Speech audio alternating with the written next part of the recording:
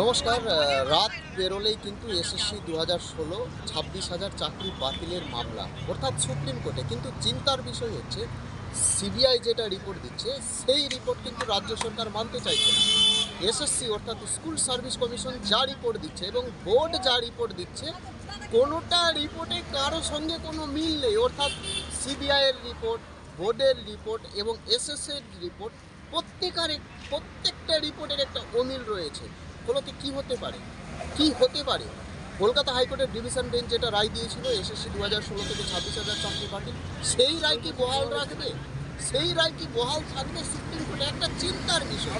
কিন্তু ভালো খবর হচ্ছে, দেখুন, সুপ্রিম কোর্টের প্রধান বিচারপতি কখনোই চাইছে না যে 26,000-এর মধ্যে যোগ্য প্রার্থীর চাকরি বাতিল হোক। সুপ্রিম কোর্ট কিন্তু কখনোই চায়নি। সেই জন্য সুপ্রিম কোর্ট বারবার বলছে সেগ্রিগেশন, অর্থাৎ পৃথকীকরণ। আচ্ছা, পার্থক্য করা কি সম্ভব? যেভাবে আমাদের রাজ্যে চাকরি চুরি, চাল চুরি, কয়লা চুরি, এগেরা ভ্যাগেরা, মানে আমি যদি বলে যাই আধ ঘন্টা, মানে চুরির, অর্থাৎ চুরি স্ত্রী, রূপশ্রী, কন্যাশ্রী, যুবশ্রী, তার সঙ্গে একটা স্ত্রী যদি লাগাতো চুরি স্ত্রী, তাহলে হয়তো ভালো হতো। দেখুন, দুধ এবং জল, সেটাকে পৃথক করা সম্ভব কি? সম্ভব নয়। ফলত এই মুহূর্তে বিপদ কাটছে না।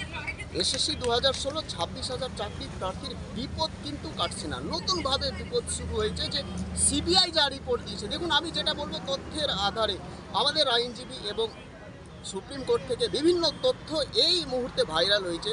সিবিআই যা রিপোর্ট দিচ্ছে, সিবিআই বলছে প্রায় 11,000 যোগ্য তথা অযোগ্য শিক্ষক রয়েছে, সিবিআই বলছে। এবং সিপিএম বলছে যে সিবিআই আরও রিপোর্ট লুকোচ্ছে, অর্থাৎ অযোগ্য প্রার্থীদের চাকরি বাঁচাতে চাইছে সিবিআই, যেটা সিপিআইএম বলছে। অর্থাৎ বিজেপি এবং টিএমসির বিরোধী যারা রাজনৈতিক দল করে, তারা বলছে যে রাজ্য এবং কেন্দ্র সেটিং হয়েছে, অর্থাৎ সুপ্রিম কোর্ট, সিবিআই, টিএমসি পুরো সেটিং হয়ে গেছে, যেভাবে আর্জি করে হয়েছে।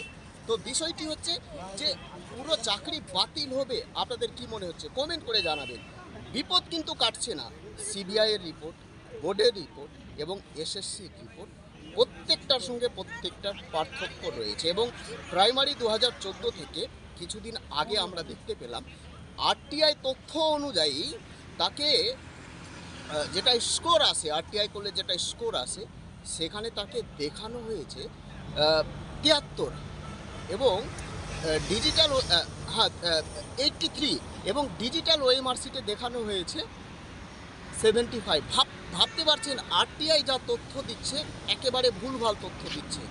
সেই তথ্য এবার এসএসসি কিন্তু সুপ্রিম কোর্টে দিয়েছে। মূলত পুরো চাকরি বাতিল হতে পারে, চিন্তা কিন্তু কাটছে না। নজর রাখবেন আমাদের চ্যানেলের ওপর। প্রত্যেককে বলছি, আপনারা টেনশন করবেন না। সুপ্রিম কোর্ট চাইছে সেগ্রিগেশন, অর্থাৎ পৃথকীকরণ। রাত পেরোলেই এসএসসি 2016 থেকে 26,000 চাকরি বাতিল নিয়ে কী রায় হতে পারে আমরা প্রথম আপনাদেরকে জানিয়ে দেব তথ্যের আধারে। প্রত্যেকে ভালো থাকবে, সুস্থ থাকবে। জয় হিন্দ, ধন্যবাদ।